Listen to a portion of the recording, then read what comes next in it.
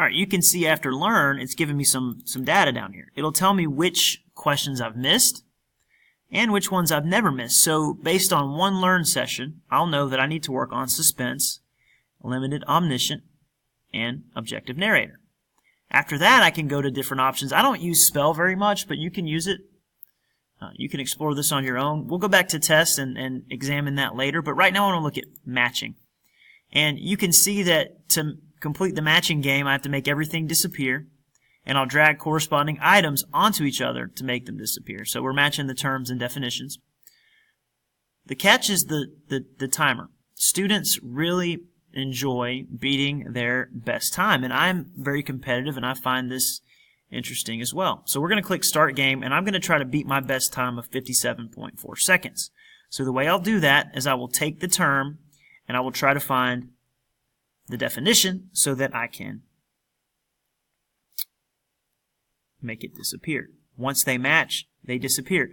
Now notice this is going to be the wrong answer, and what happens? It's going to reject the answer and shoot the word across the screen. Okay, so we're going to try to see if we can beat our best time and wrap up this short section.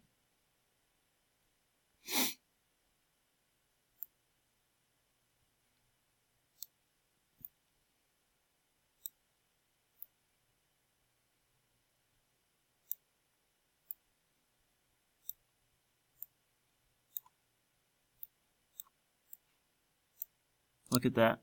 So I beat the score, not by very much, but it did put me into first place. Okay? Students really enjoy being in a class and then being able to compete with each other for the best scores. And what you'll see is that creates a certain level of competition.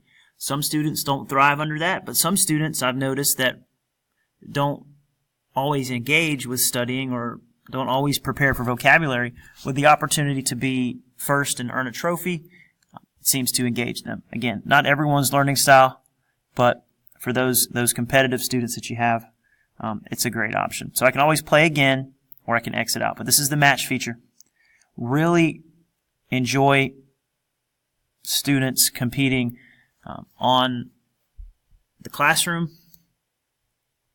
format, but they also like to compete. If you put it on your smart board, if you project it in the front, you could call students to the board, and they can also drag and match at the board, and it becomes a little bit more competitive. And it definitely, again, some students thrive under that type of environment, and some don't like it. So you'll have to sort of know the personality of your students. But it can be used on the smart board. It can be used on tablets. It can be used on students' phones. So something to explore. Matching, one of my favorite features of Quizlet.